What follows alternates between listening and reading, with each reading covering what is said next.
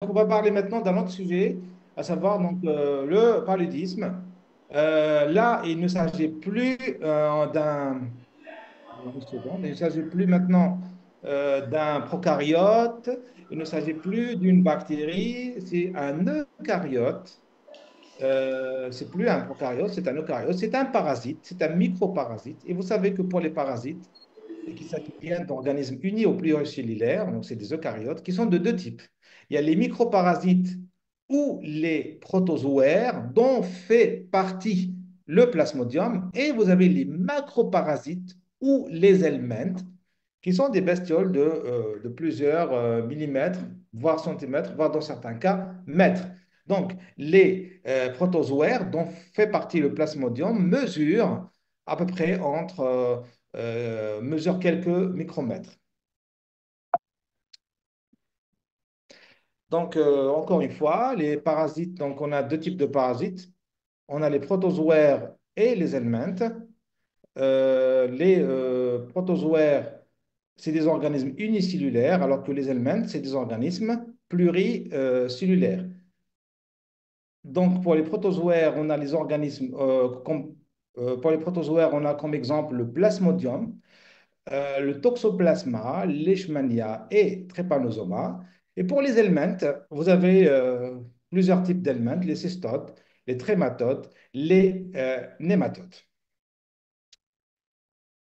La particularité des parasites, c'est que ce sont des êtres vivants qui ne peuvent se développer qu'en contact avec les autres êtres vivants. C'est-à-dire que le parasite, comme son nom l'indique, ne peut pas vivre sans un organisme hôte. Laisse-moi un hôte qui va l'accueillir et qui va lui servir de base pour son développement. Donc, il y a une interaction durable entre l'hôte et le parasite. Et il peut y avoir un hôte. Donc, il y a un hôte définitif, il peut y avoir aussi un hôte intermédiaire qui il va être là avant sa maturité. L'hôte définitif du parasite, c'est l'hôte qui lui permet d'atteindre sa maturité, surtout sexuelle. Et le réservoir de ce parasite, il est souvent l'animal, mais parfois, accidentellement, l'homme peut être l'hôte accidentel. C'est-à-dire qu'en général, dans le cycle du parasite, il n'y a pas l'homme. L'homme va rentrer d'une manière accidentelle. Par exemple, vous connaissez l'exemple de l'idatidose. Bien, si on revient maintenant au paludisme, selon le bulletin de l'OMS, rien qu'en 2022, on estime à 249 millions le nombre de cas de paludisme et à 608 000 le nombre de décès dus au paludisme dans 85 pays du monde. C'est justement énorme. On est à 249 donc, de contamination, 249 millions de cas et malheureusement, on a déploré 600 000 cas de décès. Et ce qui est encore plus désolant et ce qui fait encore mal, c'est que la région africaine, notamment la région subsaharienne, supporte une part importante et disproportionnée de la charge mondiale du paludisme. Et en 2022, 94% des cas de paludisme, soit 233 millions, et 95% des décès sont dus à la maladie, ont été enregistrés dans cette région subsaharienne et africaine en général. Les enfants de moins de 5 ans représentent à peu près 80% des décès dus au paludisme dans la région. L'Algérie, jusque-là, a été certifiée donc free of paludism, free of malaria, donc libre de paludisme, mais malheureusement, certaines provinces du sud algérien, certains wilayas du sud algérien connaissent des cas de paludisme importés et le nombre de cas a considérablement augmenté lors des dernières semaines. L'agent causal, agent responsable du paludisme, ce sont des parasites de plusieurs espèces du genre Plasmodium. Donc, il s'agit d'un protozoaire. Il existe quatre espèces différentes qui peuvent être responsables du paludisme. La plus dangereuse de toutes est celle qui sévit dans l'Afrique subsaharienne, c'est le Plasmodium falciparum. Et vous avez aussi le Plasmodium vivax, qui lui, il est ailleurs, donc en dehors de l'Afrique. Vous avez d'autres espèces moins importantes, malariées et nolici. Donc, comme on l'avait dit, sur les cinq espèces, c'est le Plasmodium falciparum et le Plasmodium vivax qui sont les plus dangereux. Et le Plasmodium falciparum est le parasite provoquant le plus de décès et aussi le répandu sur le continent africain, alors que le vivax est l'espèce dominante dans la plupart des pays en dehors de l'Afrique subsaharienne.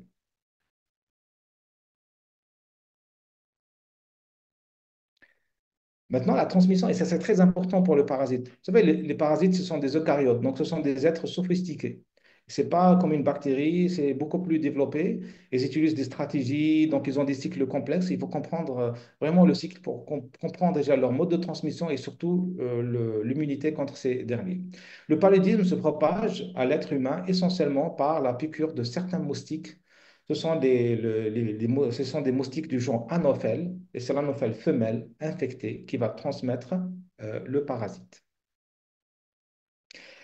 Donc, la transmission elle se fait essentiellement par les piqûres donc, d'un moustique du genre Anophèle, l'Anophèle femelle, mais il faut savoir que le paludisme peut également se transmettre par transfusion sanguine, voire même des aiguilles souillées. Donc, si vous faites une transmission, enfin, si vous faites une transfusion d'un sang qui est déjà contaminé, ou vous faites piquer accidentellement par une aiguille souillée par le sang d'un patient qui est contaminé, vous risquez de vous contaminer malheureusement. Mais le moyen de transmission le plus fréquent, c'est les piqûres d'insectes, donc du genre Anophèle. On va parler rapidement des symptômes de la maladie. Donc, les symptômes apparaissent en général 10 à 15 jours après la piqûre. Dans la plupart des cas, ce sont des formes, notamment dans les pays endémiques, la plupart des cas, c'est des formes bénignes, voire même asymptomatiques. Et les symptômes souvent passent inaperçus, fièvre, frissons, céphalée, asthénie, nausées, vomissements. Vous voyez que c'est des symptômes non spécifiques. Mais dans certains cas, on peut, pour des raisons diverses et variées, notamment chez les enfants, les femmes enceintes, les sujets immunodéprimés, qui ont une certaine immunité compromise, on peut atteindre des formes sévères avec associant anémie sévère, parce que vous allez voir que le parasite, à un moment donné de son cycle, va attaquer les globules rouges, donc anémie sévère, ictère, parce qu'il y a un passage donc, du parasite au niveau du foie, troubles de la conscience, convulsions répétées et parfois détresse respiratoire, état de choc. Bien, parlons un petit peu du cycle du parasite, du paludisme. Donc, le paludisme va avoir un cycle complexe et en gros, ce cycle se dirigera, enfin, évoluera ou évolue, se déroule, si vous voulez, en deux phases. Vous avez la phase vectorielle et la phase humaine. La phase vectorielle, c'est celle qui se développe au niveau de l'intestin, de l'estomac, de l'anophèle. Donc, à ce niveau-là, il va avoir une reproduction sexuée du parasite, du plasmodium. Il y a une autre phase qui est la phase humaine, qui va démarrer juste après la piqûre par l'anophèle. Et cette phase humaine, on va la subdiviser en deux étapes. Il y a le cycle intrahépatique, l'étape hépatique, donc après juste l'injection des sporozoïdes par la piqûre d'insectes. Donc, les sporozoïdes vont atteindre le foie et vont faire un cycle, donc une étape hépatique. Puis, le parasite va sortir du foie sous forme de mérozoïtes pour attaquer les globules rouges. Donc, il y aura un autre cycle, le cycle érythrocytaire, qui constituera la reproduction asexuée du parasite qui va finir par multiplier les mérozoïdes. Et dans certains cas, au niveau des globules rouges, il peut y avoir une reproduction sexuée, pas une reproduction sexuée, mais plutôt une production de gamétocytes et la gamétogénèse. Et les gamétocytes vont être récupérés par une autre piqûre d'un autre anophèle. Et donc, les gamétocytes qu'ils ont récupérés par l'anophèle, donc ils vont avoir une reproduction sexuée pour former d'autres sporozoïdes et le cycle, la boucle est bouclée. Je vais encore revenir sur le cycle longtemps parce que c'est très important. Ce qui nous intéresse le plus, c'est la phase humaine. La phase humaine va se dérouler en deux étapes. Il y a le cycle intrahépatique et le cycle érythrocytaire. Donc, suite l'anophèle, piqûre d'anophèle, donc il y aura les sporozoïdes qui vont aller dans le foie. Au niveau du foie, ils vont se multiplier pour former des mérozoïdes qui vont infecter des globules rouges. Voilà, encore ici, on va essayer un petit peu de donner même le temps que prend chaque étape, donc lors de la phase humaine. Donc, on a chez l'homme, tout commence par la piqûre de moustique. Donc, un moustique qui va piquer un patient qui va injecter les sporozoïdes. Les sporozoïdes vont durer dans la peau, au niveau du derme, à peu près 15 à 30 minutes. C'est important. C'est très important de noter la brève étape هذه au niveau de la peau. Puis à partir de la peau, ils vont migrer dans le sang et du sang, ils vont aller au niveau des hépatocytes où ils vont se multiplier et ils vont former des structures, des formes appelées schizantes. Voilà, donc les sporozoïtes vont aller dans les hépatocytes. Il va y avoir un cycle intrahépatique avec formation de schizantes qui sont de grands sacs. C'est des sacs bas qui contiennent des mérozoïtes. Donc, les schizantes vont finir par se rompre et libérer les mérozoïtes.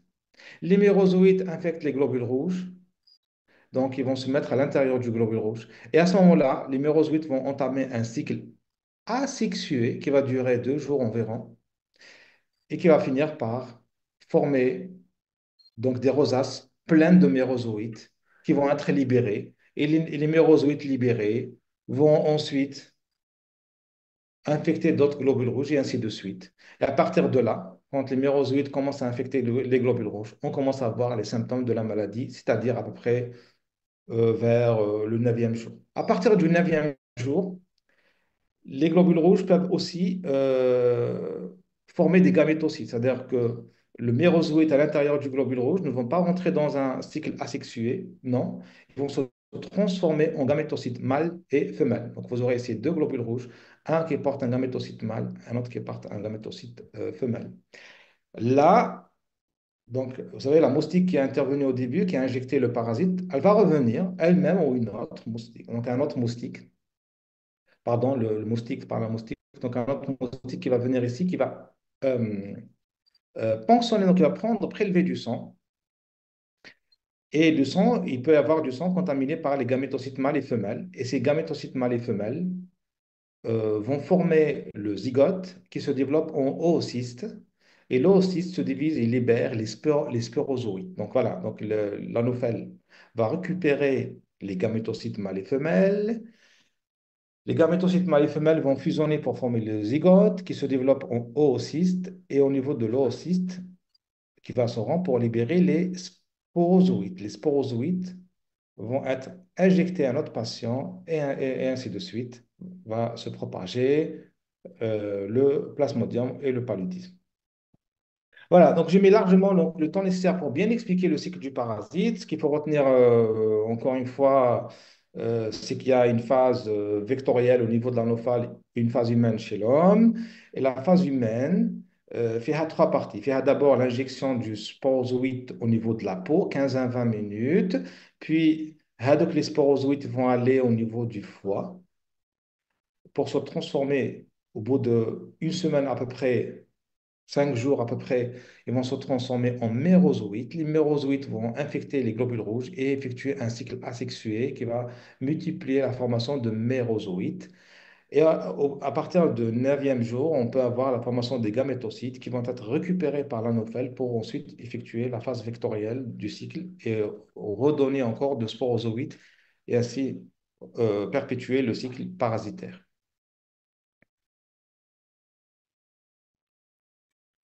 Maintenant, l'immunité contre le plasmodium. Comment elle va s'organiser cette immunité?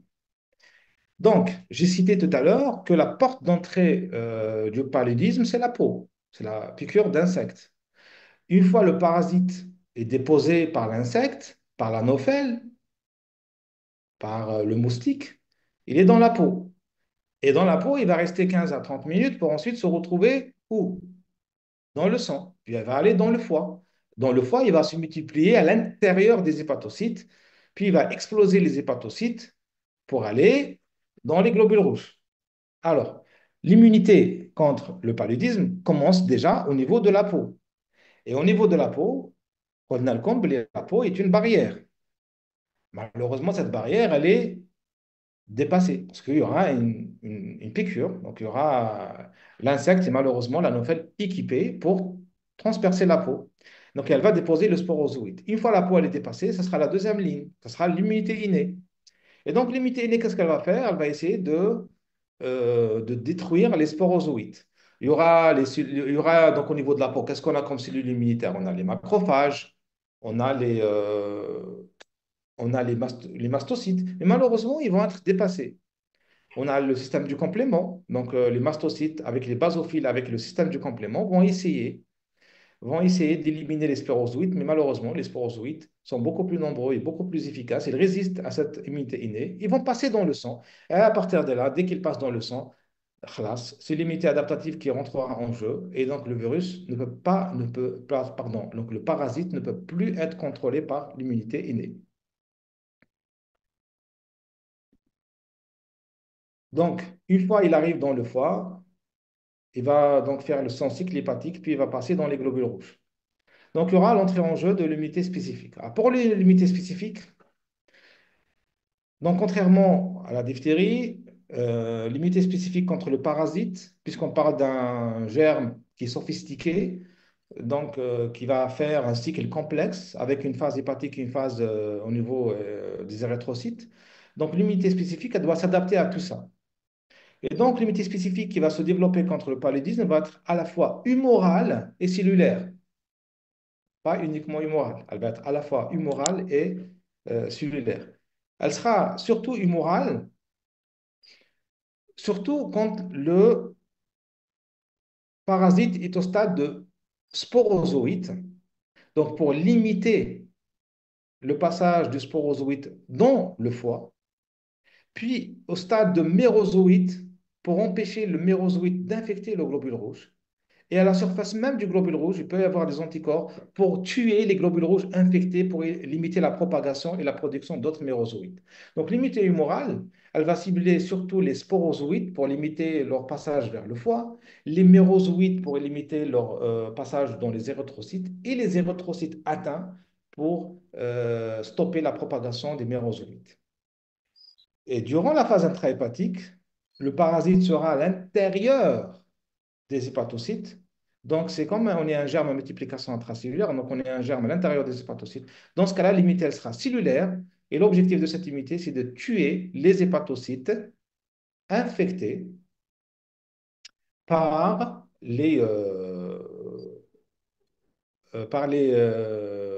par les sporozoïtes. Donc, dans ce cas-là, toutes les hépatocytes infectés vont très vite être éliminées et on va éviter la formation des schizontes et la libération de mérozoïtes. Voilà.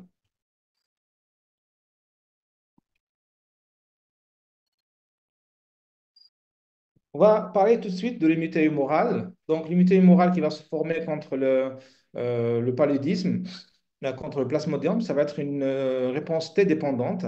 Dans un premier temps, la réponse elle sera de type IgM, puis quelques jours après, elle sera de type IgG. Donc, on aura des IgM et des IgG anti-plasmodium. Alors, comme je viens de l'expliquer, les anticorps vont agir à plusieurs niveaux. D'abord, au niveau du derme, et ben, ça c'est valable uniquement quand on est en contact une deuxième fois avec le paludisme, pas une première fois. Quand on est en contact une première fois avec les sporozoïdes, on n'a pas encore les anticorps. Et malheureusement, dans ce cas-là, les sporozoïdes vont partir dans le sang. Et c'est ça un petit peu l'idée du vaccin. On reviendra sur ça plus tard, mais maintenant, il y a des vaccins qui sont en développement, certains déjà qui commencent à être administrés. L'idée du vaccin, c'est de produire des anticorps qui vont être efficaces dès la première étape. C'est-à-dire, si on a déjà été vacciné contre le paludisme, on a déjà des anticorps contre les sporozoïdes. Et au niveau de la peau, ils vont déjà bloquer le sporozoïde à ce niveau-là. Ils vont l'empêcher d'aller dans le foie. Donc, les anticorps, s'ils sont prêts déjà existants avant l'infection, ces anticorps vont se fixer aux sporozoïdes, ils vont faciliter, ils vont déjà d'abord immobiliser et faciliter la propagation. Comment peuvent agir les anticorps? Soit en activant le complément, donc faciliter la destruction, soit en essayant de le phagocyter via les cellules phagocytaires. Une fois le sporozoïde passe dans les hépatocytes, l'immunité humorale, elle n'a rien à voir avec le foie. Elle ne peut rien faire pour les hépatocytes parce qu'au niveau des hépatocytes, le parasite il est à l'intérieur. Donc, les anticorps ne sont complètement inutiles. Quand il est au stade de mérozoïte, les anticorps peuvent être efficaces puisqu'ils vont neutraliser les mérozoïtes, donc empêcher leur fixation sur les globules rouges, ou alors les détruire par le complément et par la phagocytose. Les anticorps sont aussi efficaces sur les globules rouges puisqu'ils vont se fixer sur les protéines parasitaires à la surface du globule rouge. Et donc, dans ce cas-là, les anticorps vont médier la destruction du globule rouge, soit par le complément, soit par la phagocytose. Donc, vous voyez, donc l'immunité humorale contre le paludisme, elle a un rôle très important puisque de un, elle va essayer donc d'empêcher carrément le cycle au stade de sporozoïte. Et si le cycle a déjà progressé, ils vont limiter l'infection et la destruction des globules rouges pour limiter donc la propagation du parasite.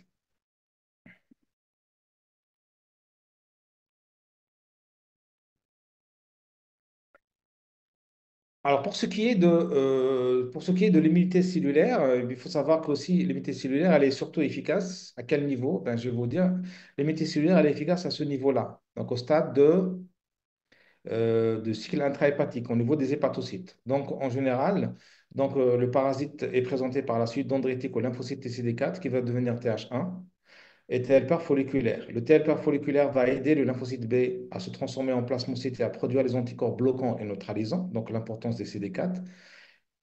Et aussi, le CD4 qui se transforme en TH1 va aussi libérer les cytokines telles que l'interféron gamma et le TNF qui vont aussi booster les capacités du macrophage à phagocyter le parasite. Donc, les lymphocytes CD4 vont aussi coopérer avec les lymphocytes CD8. euh, et les lymphocytes CD8 agissent surtout au niveau du foie pour tuer les hépatocytes qui portent le parasite. Donc, on va détruire l'usine, parce que le foie, quand il est infecté, devient comme une usine. Il va produire des schizontes qui libèrent des mérozoïtes. Donc, si vous tuez les hépatocytes infectés par les cellules CD8, vous limitez la propagation du parasite. Donc c'est une cytotoxicité restreinte par le CMH pour les CD8. Mais aussi, on peut avoir d'autres mécanismes qui impliquent d'autres cellules, qui mettent les cellules NK via la DCC et les macrophages et neutrophils. C'est-à-dire la destruction du parasite au stade hépatique, elle se fait essentiellement par les CD8, mais elle peut se faire aussi par les cellules NK et par les macrophages et les PNN. Donc voilà, au total, durant la phase cutanée donc, du cycle, ce sera surtout les anticorps qui vont être efficaces, qui vont limiter la propagation. Au niveau donc, de la partie du cycle intrahépatique, donc, ce qui va permettre donc une protection, de limiter la propagation, donc ce sera surtout limité cellulaire avec les CD8 qui vont tuer les hépatocytes infectés. Et une fois le parasite et le stade de mérozoïte, il va aller dans le sang quand il faut infecter les globules rouges, à ce niveau-là, c'est encore les anticorps qui vont protéger, soit en empêchant les mérozoïtes d'infecter les globules rouges, soit en tuant les globules rouges qui sont déjà infectés. Voilà, donc on arrive à la toute dernière partie de ma présentation, à savoir la prévention. Comment on va lutter contre le paludisme? Bien, les moyens sont maintenant bien codifiés par donc le ministère et par les organismes internationaux tels que l'OMS. Donc la lutte antivectorielle est au cœur de la lutte contre le paludisme grâce donc à l'établissement des moustiquaires imprégnés d'insecticides un peu partout dans les régions où sévit donc le paludisme et l'utilisation d'insecticides de pulvérisation intradomiciliaire, l'élimination des gîtes larvaires, donc réduire ou éliminer les sources d'eau stagnantes, marécages, flaques d'eau où les moustiques peuvent pondent leurs œufs et, pour limiter leur prolifération. Il se trouve que en Algérie, donc les pluies qu'il y avait dans le sud algérien ont favorisé grandement la propagation du paludisme parce qu'il y avait des flaques d'eau un peu partout qui favorisaient donc la prolifération et la pendaison des œufs par les moustiques.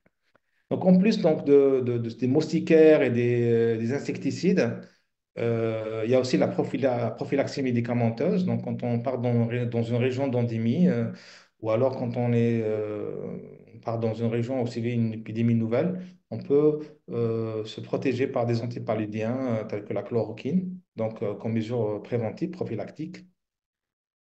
Puis il y a les mesures personnelles de protection, à savoir quand on sait qu'il y a des cas de paludisme dans la région, il faut mettre des vêtements protecteurs, aussi mettre des répulsifs cutanés à appliquer sur la peau qui sont à base de substances comme le DEAT, donc N-dééthylmétatoluamide, et les caridines, qui sont des substances qui font fuir donc, les insectes. Voilà, donc vous avez la lutte antivectorielle, la prophylaxie médicamenteuse et les mesures personnelles.